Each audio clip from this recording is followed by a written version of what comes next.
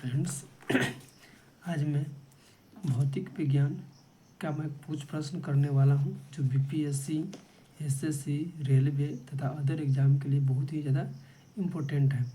तो आइए हम पहला क्वेश्चन शुरू करते हैं। क्वेश्चन है कि विद्युत धारा की इकाई क्या होती है। तो विद्युत धारा की इकाई होती है एम्पियर। ठीक है, विद्युत धारा की इकाई एम्पियर होती है और 1 कूलम प्रति सेकंड के बराबर होती है। और यह एक अदिश राशि 1 कूलम प्रति सेकंड के बराबर होती है और इसका और यह एक अदिश राशि है। कौन सी राशि है? अदिश राशि है। ठीक है, चलते हैं नेक्स्ट क्वेश्चन की तरफ। निम्न तत्वों में से किसमें न्यूट्रॉन नहीं होता है? ठीक है, तो न्यूट्रॉन जो होता है वो हाइड्रोजन में नहीं होता है। क्यों नहीं होता है? क्योंकि इसकी परमाणु संख्या जो है 1 होती है, इस कारण से इसमें न्यूट्रॉन की संख्या नहीं होती है। ठीक है, चलते हैं नेक्स्ट क्वेश्चन की तरफ। एंगस्ट्रम इकाई किसका है? एंगस्ट्रम जो इकाई है वह तरंग दैर्ध्य का है। किसका है? तरंग दैर्ध्य का एंगस्ट्रम इकाई है। एक एंगस्ट्रम बराबर होता है 10 के पावर -10 मीटर। ठीक है, चलते हैं नेक्स्ट क्वेश्चन की तरफ। नेक्स्ट क्वेश्चन है प्रकाश वर्ष किसकी इकाई है? तो ये सबको पता है, प्रकाश वर्ष इकाई दूरी की है। ठीक है, अब चलते हैं नेक्स्ट क्वेश्चन की तरफ। निम्नलिखित कौन सी मूल भौतिक राशि है? तो इसमें जो है राशि है वो विद्युत धारा जो है मूल भौतिक राशि है। ठीक है, निम्नलिखित कौन सी मूल भौतिक राशि है? तो विद्युत धारा मूल भौतिक राशि है। ठीक है, नेक्स्ट क्वेश्चन की तरफ चलते हैं। ओम प्रति मीटर किसका मात्रक है? ओम प्रति मीटर जो है ना वो प्रतिरोधकता का मात्रक है। ठीक है, और प्रतिरोध किसका है? प्रतिरोध ओम जो है वो प्रतिरोध का है। ओम जो है वह प्रतिरोध का है, जबकि ओम मीटर प्रतिरोधकता का है। ठीक है, चलते हैं नेक्स्ट क्वेश्चन पे। प्रकाश वर्ष किसकी इकाई है? तो प्रकाश वर्ष दूरी की इकाई है। ठीक है, चलते हैं नेक्स्ट क्वेश्चन। हर्ट्ज से क्या मापा जाता है? तो हर्ट्ज से मापा जाता है आवृत्ति। ठीक है, चलते हैं नेक्स्ट क्वेश्चन की तरफ। आवृत्ति को मापा जाता है किस में? हर्ट्ज में। यानी कि उसी क्वेश्चन को रिपीट किया गया है और फिर जो पहले हर्ट्ज पूछा गया था अब आवृत्ति पूछा गया है। ठीक है, जो दोनों का आंसर सेम है। फिर नेक्स्ट क्वेश्चन है आवृत्ति को मापा जाता है किस में? हर्ट्ज में मापा जाता है। ठीक है, अगला क्वेश्चन है विद्युत शक्ति की इकाई क्या होती है? विद्युत शक्ति की इकाई जो होती है वो वाट होती है। ठीक है, विद्युत शक्ति की इकाई क्या होती है? वो वाट होती है, एम्पियर नहीं होती है, वाट होती है। अगला है सौर विकिरण में किस परास में दिखाई देता है? सौर का जो विकिरण है वह 400 से लेकर 700 N में दिखाई देता है। ठीक है, अगला क्वेश्चन है दो कैंडेला एक समदिक स्रोत है जिसका दो कैंडेला एक समदिक स्रोत जितना प्रकाश फ्लक्स पैदा करता है वह होता है किसके बराबर? 8 ल्यूमेन के बराबर होता है। ठीक है, अगला क्वेश्चन की तरफ चलते हैं। आर्द्रता किस उपकरण से मापी जाती है? तो आर्द्रता जो है वो हाइग्रोमीटर से मापी जाती है। ठीक है, नेक्स्ट क्वेश्चन की तरफ चलते हैं। दाब की इकाई क्या है? तो दाब की इकाई है न्यूटन प्रति वर्ग मीटर, यानी न्यूटन प्रति मीटर स्क्वायर। ठीक है,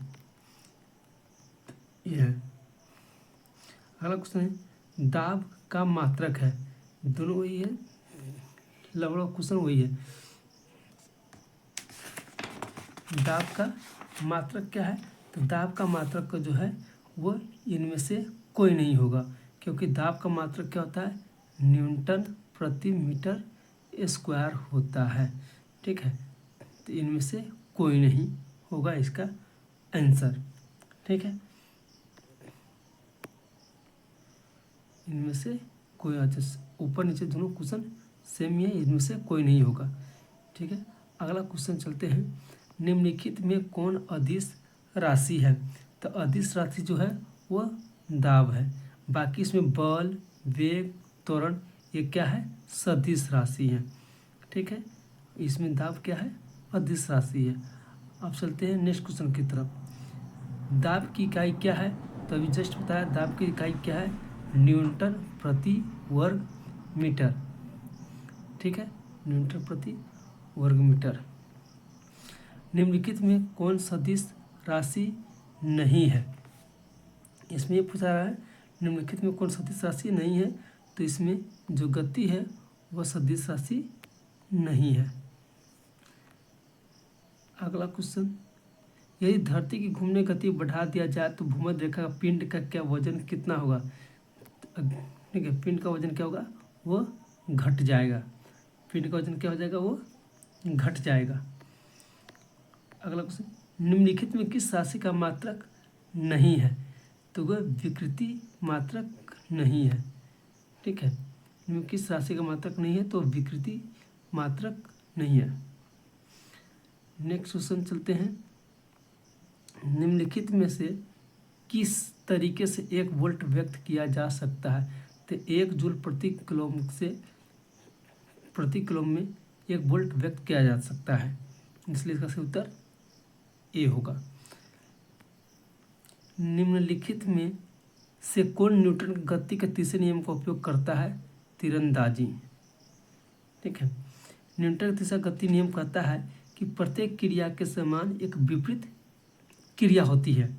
ठीक है, इसलिए इसमें यानी तीरंदाजी को जितना पीछे खींचेंगे वो उतना ही आगे जाएगा, इसलिए इसका ये आंसर ए राइट हो जाएगा। चलते हैं अगला क्वेश्चन की तरफ। रासायनिक गुणों को अपरिवर्तित रखते हुए एक परमाणु के नाभिक में जोड़े जाने वाले कण है, तो कौन सा हो जाएगा, इसका आंसर न्यूट्रॉन हो जाएगा। ठीक है, यानी परमाणु के नाभिक में न्यूट्रॉन को जोड़ने पर रासायनिक गुण क्या होता है कि अपरिवर्तित होता है। ठीक है, नेक्स्ट क्वेश्चन चलते हैं, करा सही कथन को चुनिए, तो सही कथन हो जाएगा इसमें से लाल प्रकाश का तरंग दैर्ध्य बैंगनी प्रकाश का तरंग दैर्ध्य से ज़्यादा होता है, बाकी ये नहीं होगा, ये नहीं होगा, ये नहीं, ये नहीं। ठीक है, इसका जो लाल तरंग दैर्ध्य प्रकाश का तरंग दैर्ध्य बैंगनी के तरंग दैर्ध्य से अधिक होता है। चलते हैं नेक्स्ट क्वेश्चन की तरफ। जब दिन में पानी पर साबुन की फिल्म दिखाई जाती है तो सुंदर रंग दिखती है, किसके कारण दिखती है, तो प्रकाश के अपवर्तन के कारण दिखती है। ठीक है, प्रकाश के अपवर्तन प्रकाश के व्यतिकरण के कारण ये दिखती है। ठीक है, एक परमाणु के केंद्र का धन आवेशित हिस्सा क्या कहलाता है, एक परमाणु के केंद्र का धनावेशित हिस्सा न्यूक्लियस कहलाता है। ठीक है, ये परमाणु है, बीच में एक धनावेशित होता है, इसको हम न्यूक्लियस कहते हैं।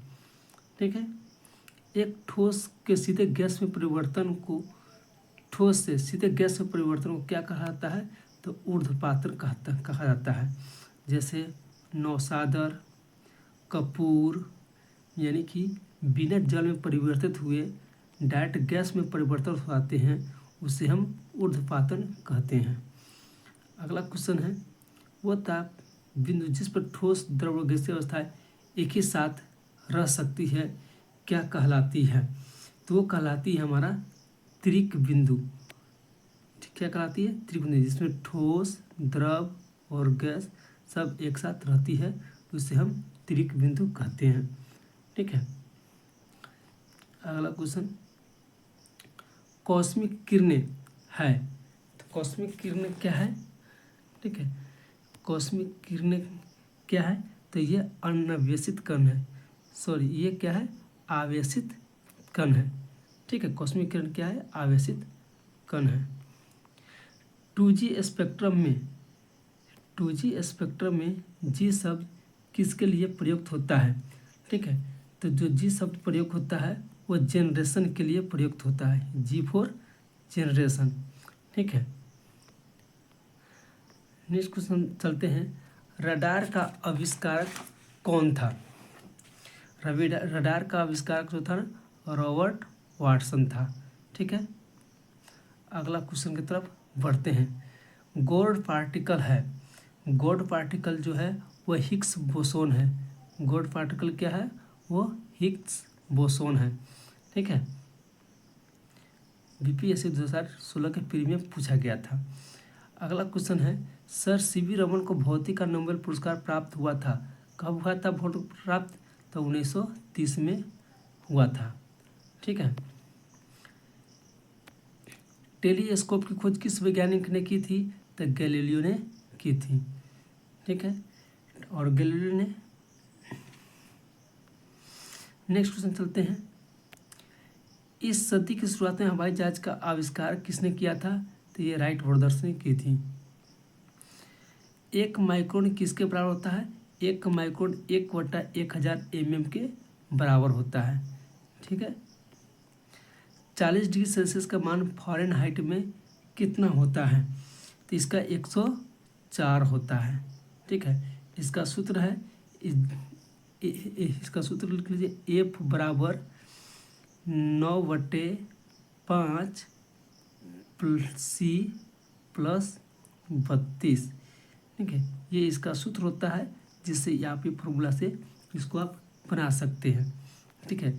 या आप इसको इस सूत्र पर भी बना सकते हैं, F - 32 बराबर 9/5 C, ठीक है, 9/5 C, ये सूत्र पर भी आप बना सकते हैं, ठीक है, जिससे आपका निकल जाएगा। गति को सर्वप्रथम किसने परिभाषित किया था, गति को सर्वप्रथम गैलीलियो ने परिभाषित किया था, ठीक है। अगला है, लोलक काल विधि किस पर निर्भर करती है, तो लोलक जो काल विधि होती है वह लंबाई के ऊपर निर्भर करती है, ठीक है। चलते हैं नेक्स्ट क्वेश्चन की तरफ, है बल गुणनफल है, ठीक है। बल किसका गुणनफल होता है, द्रव्यमान और त्वरण का गुणनफल होता है बल। अगला क्वेश्चन की तरफ चलते हैं, त्वरण का सूत्र ज्ञात करने का सही तरीका कौन सा है, त्वरण ज्ञात करने का सही सूत्र जो है A बराबर V - U/T, ये त्वरण को ज्ञात करने का सही सूत्र है। अगला क्वेश्चन की तरफ चलते हैं, अलग अलग द्रव्यमान की दो वस्तुएं चंद्रमा की सतह पर स्वतंत्र रूप से गिरने पर क्या होगा, क्या होगा, चलिए आगे देखते हैं। अलग अलग द्रव्यमान की दो वस्तु चंद्रमा की सतह पर स्वतंत्र रूप से गिरने पर क्या होगा, तो क्या होगा, किसी भी क्षण एक ही वेग में होगा, किसी भी क्षण क्या होगा, वो एक ही वेग में होगा, ठीक है। अगला क्वेश्चन है, वॉशिंग मशीन कार्यकारिणी सिद्धांत किस पर है, तो जो ये है ना अपकेंद्रण पर है, किस पर है, वो अपकेंद्रण पर होता है। अगला क्वेश्चन है, निम्नलिखित में से कौन सी राशि सदिश नहीं है, तो आयतन जो है वह सदिश नहीं है। पदार्थ के संवेग और वेग के अनुपात में कौन सी भौतिक राशि प्राप्त की जा सकती है, तो द्रव्यमान प्राप्त की जा सकती है।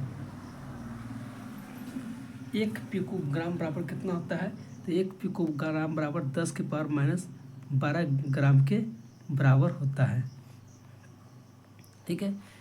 इसी तरह और भी नेक्स्ट वीडियो लेकर आता रहूँगा। अगर आपको वीडियो अच्छा लगे तो इसको लाइक करें, चैनल को सब्सक्राइब कर ले, ठीक है, और ताकि आपको नोटिफिकेशन मिलता रहे और इस पर बहुत सारा प्यार दें। अगर कुछ आपका सुझाव हो तो सुझाव भी आप कमेंट में लिख सकते हैं, ठीक है।